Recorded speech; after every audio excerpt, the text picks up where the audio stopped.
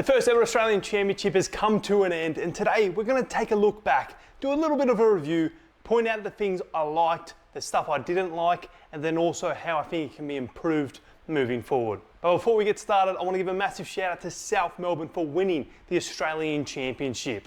They're the one club who truthfully took this tournament serious from start to finish, and they've reaped the rewards. Their recruitment in particular was a standout, picking up multiple Western United boys, and then also their promotion of games and getting the largest crowds out of any team. I think they are thoroughly deserved inaugural champions. Now they're about to gear up for the new NPL season, but not too long after that, they're also going to be playing in the Oceania Pro League, a new exciting competition that I'm going to make a video on very soon. And who knows, even after that adventure comes to an end, they might begin a new one in the A-League. Now let's get on to the championship itself. I loved the inaugural Australian Championship. This is something I have been dying for to be implemented into Australian football for years. I've been a massive advocate for it, produced countless pieces of content about this competition because I believed in it so much, and I think it delivered on many levels. Not all levels, but most levels. I think this competition was a great success. Let's get into it and talk about the positives this competition delivered. For me, a massive one, straight off the bat, is the media coverage this competition got. I am yet to see something at this level get the coverage it got. From independent creators to FA produced content, if you wanted to find something about this competition out, you could. You could learn about kitmen, players, coaches, fans, stadiums, food on offer, anything you wanted to possibly know about the teams, and the competition was there. And what that really allowed for was visibility, which is my second positive. People knew this was happening. That's something that isn't always the case with the A-League due to its poor visibility. But the Australian Championship had a place on SBS main channel, which is massive for visibility. I think we need Australian football at all levels accessible for free. We cannot be hiding behind a paywall when a product and the sport as a whole isn't in a position to warrant people paying to watch it. And during the competition, there were a couple moments where I found myself without my phone or my laptop on me, and the only place to watch it was live on the TV. And the fact we could do that for championship level football was fantastic. Next positive, I've got the goals and moments that were delivered. Because when you take a look back at all the moments that happened across the championship, they're gonna live in the memory for years, if not decades to come. The whole championship was largely built off the back of nostalgia. Nostalgia is built off moments like Manny Agwak scoring from halfway, Oscar Gonzalez coming off the bench and scoring as a teenager, or Jimmy Hilton heroics in a penalty shootout. For me, that's what football's about. It's about moments and memories. That's how you build connection and community moving forward. And speaking of community, let's go on to the next positive. And for me, that is crowds. It's also going to be a little bit of a negative for some teams, but by and large, I think it was a positive. With those clubs in particular who took it seriously, reaping the rewards. South Melbourne, Preston, and Apia in particular did a fantastic job. And I think the championship also unlocked a unique element of Australian sporting fandom. And that's the fact that we had many ethnic clubs around the country with diaspora in different segments of the country itself. Take a look at Canberra, Croatia, for example. When they played in Sydney against Spirit, big away support. When they played in Victoria against Preston and Avondale, big away support. I don't see that as being a long-term sustainable piece of fandom that will be there for years to come. Probably something that we're going to see more inflated during the early seasons, but still a positive for this inaugural championship. And then the last positive, which is arguably the biggest of all, is the long-term support from Football Australia for the Australian Championship. With the governing body saying they are willing to support the competition for at least 5 years, even if it is going to be losing money, as they see it as an investment in Australian football, which it truly is. When I was at the season launch of the championship, something that I was made aware of was the fact that the Australian Championship was something they wanted to see for years to come. The branding they've invested in, they want that to be maintained. Now, what was interesting was the fact that I was kind of led to believe that this championship format will stay for years to come, even if we get a full home and away season on top of it.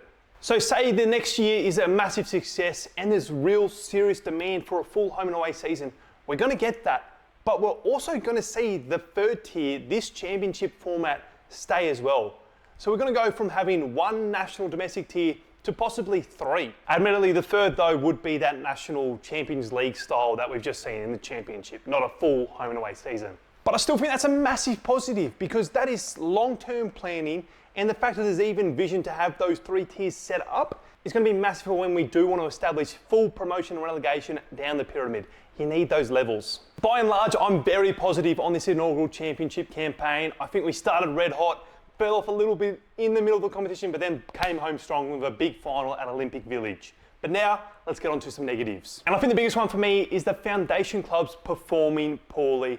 Sydney United, Sydney Olympic, and arguably Preston Lions all fall into that category. We cannot have foundation clubs who've known they're going to be in this competition for a very long time, showing up and just massively underwhelming. Admittedly, Preston, I'm being pretty harsh on you here with this, lumping you in with Sydney Olympic and Sydney United. But hey, I expected all of these clubs to make it through their groups with ease. In no world should they not be making it out of the groups they were placed in. Each of these clubs should be easily getting 2,000 people at every home game. Preston did that, but Sydney Olympic and Sydney United didn't come close. Sydney United in particular, lads, if you're not going to take it seriously, then get out of the competition. On to the next negative, and I think it's sponsorship.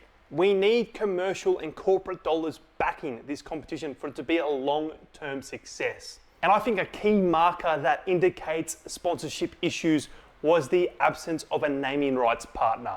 I have no doubt Football Australia would have liked to have a naming rights partner for the competition, and the fact that we didn't get one probably does mean there's a pretty big hole in the budget. And whilst, yeah, Football Australia did say they will support it, even if the competition is losing money, you still want to be making a bit of sponsorship dollars back. So next year, I think that's something they really have to work on. Then the final big negative I've got is the kickoff times, because we cannot be having semi-finals kick off at 12:30 p.m. in the peak of summer out at Marconi Stadium. What are we doing?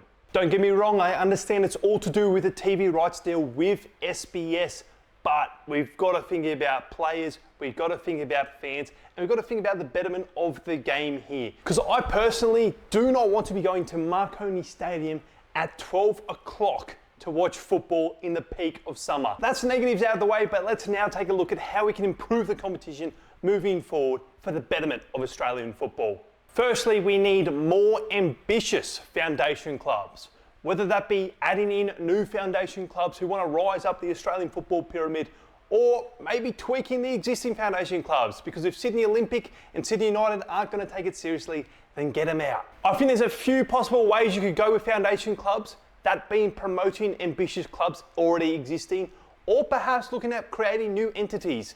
Canberra have been looking to get an A-League team up and running. Haven't got it yet, don't have the financial backing. Why not do a little bit of a soft launch in the Australian Championship next season? You've got clubs like the Sutherland Sharks who are looking very ambitious up here in New South Wales, who could replace one of the 2 I've previously mentioned. And I think in general, we just want clubs having more notice to compete in the Championship so they can prepare properly. Another club who I think could be a good candidate would be Adelaide City from South Australia. I know they've had a few issues in recent years, but I think a big club like that representing a big footballing state would be amazing. And then also, what happened to Brisbane United? Remember that bid that they were going to join as a foundation club? Don't actually know what happened there, but I think they're someone who could probably do a better job than Moreton City did. Don't get me wrong, they made the semi-finals, which was fantastic, but they didn't play any games at home, and they kind of were a team for Queensland rather than representing a club.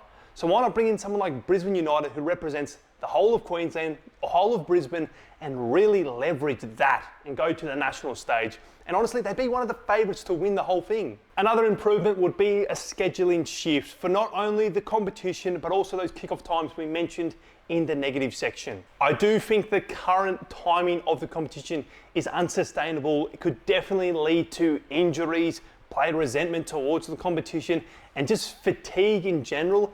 It's pretty much constant NPL level football now for these players, fans, and clubs. So maybe there's a way we start during the back end of the NPL season, or we condense the competition a little bit in its current format, maybe just the 3 group stage games, to give fans and players a bit of a break to keep that appetite there for national level football. And then my last improvement is that we need to be giving clubs way more direction.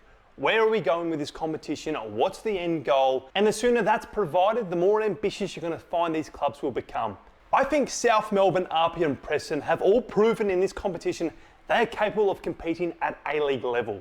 But how do they get there? Do they get there through the championship or do they get there through A-League expansion? I think we desperately need at least plans to introduce to the full home and away season, so then you can start talking about promotion and relegation.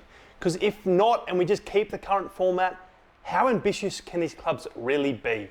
If they don't have an end goal to work towards, you're going to see them refuse to invest, and it's going to hurt the competition and the overall footballing landscape as a whole. Anyway, there's my thoughts on the inaugural Australian Championship. I loved it. The last couple months have been fantastic. Let me know your positives and negatives for the competition, as well as how we can improve it down in the comments. Until next time.